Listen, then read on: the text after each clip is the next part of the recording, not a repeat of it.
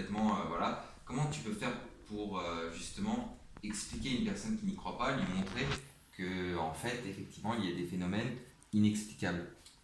Après, il y a différents sceptiques. Il y a des sceptiques purs et durs et des sceptiques curieux. Ah, alors, les sceptiques curieux sont ouverts. Les sceptiques curieux, ils y croient pas, mais Ils sont ouverts. ils sont ouverts. Quoi. Ils disent pas non pour essayer de voir être témoin d'une chose.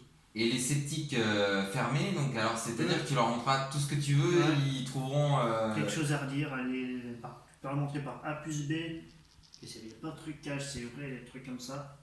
Mais non, c'est mon imagination, mon imagination, un truc comme ça. Et alors comment tu fais justement tes enregistrements PVE par exemple?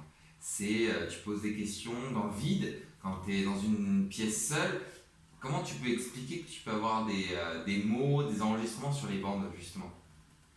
Moi, souvent, ce que je fais, souvent, la plupart des enregistrements que j'ai, en fait, moi, j'ai pas passé à trop PV, parce que PV, comme on dit, la définition, c'est phénomène de voix électronique. Ouais. Et ces voix électroniques, moi, c'est pas vraiment des voix. Les voix, je n'ai pas eu beaucoup eu, j'ai eu que des chuchotements. J'ai eu tellement fait d'enregistrements, du coup, les retrouver maintenant, c'est. C'est assez compliqué. Oui. Ouais, bah oui, oui. Mais. Oui, c'est. Je sais pas comment on peut expliquer le phénomène de mouvement, voilà quoi.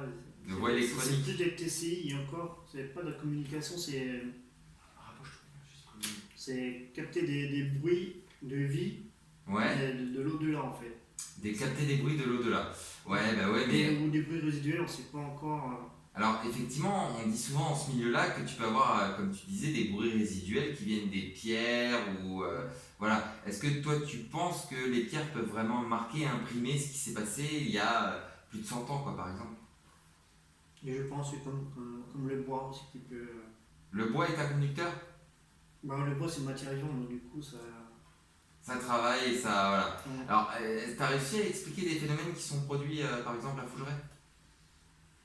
Si on y en a que. Il y en a qui paraissent à expliquer.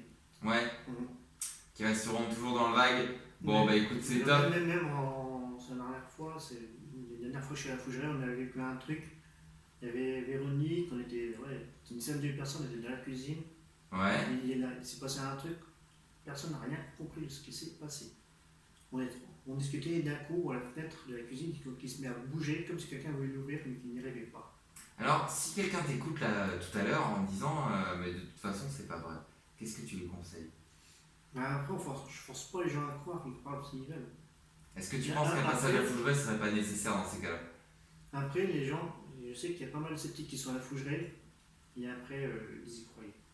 Ben, j'ai ramené deux personnes qui étaient complètement sceptiques et fermées par rapport à ça et qui ont au final passé une soirée mais complètement de folie quoi. Alors effectivement on vient là-bas en se disant bon on est là pour vivre des choses quand même assez paranormaux et voilà on se met un petit peu dans l'ambiance quoi quand même et quand on est sur place ben, forcément déjà la bâtisse est très impressionnante et qu'est-ce qui toi t'a fait rapprocher l'association de Fougeray parce que maintenant t'en fais partie. Qu'est-ce qui fait que tu es passionné par ce lieu? Du coup, là, déjà, j'ai vu à la télé, déjà. Ouais. J'ai entendu ce qui se passait à l'intérieur. J'ai envie d'aller voir. Très bien. Et une fois, après, j'ai connu l'équipe RIP par biais de YouTube. Ouais. Et ils étaient passés à Fougeray. Et après, j'ai vu qu'ils organisaient des ghost hunts. Donc tu as participé. Oui. D'accord. C'était grâce à eux que j'ai pu aller la première fois à Fougeray, en fait. Et vivre les expériences que tu as vécues là-bas. Avec l'équipe RIP et faire différents ateliers sur PVE, ressenti, ouais. extérieurs. Et comme j'ai pas pu passer la nuit, comme c'était complet déjà, il fallait que j'y retourne pour passer une nuit entière. Et alors? Et j'ai pas été déçu franchement. La première fois j'y suis allé ma première nuit entière que j'ai fait là-bas, on n'était que 5 personnes en tout. Ouais. Un monsieur, un homme tout seul et un autre monsieur avec son beau-père. Ouais. On s'est mis dans l'ensemble de l'huissier, on s'est posé, on a posé des questions et tout. Ouais. Et à un moment, on a entendu une voix d'enfant dans le couloir. Ah ouais, quand même. Un petit gémissement d'enfant dans le couloir. Garçon-fille.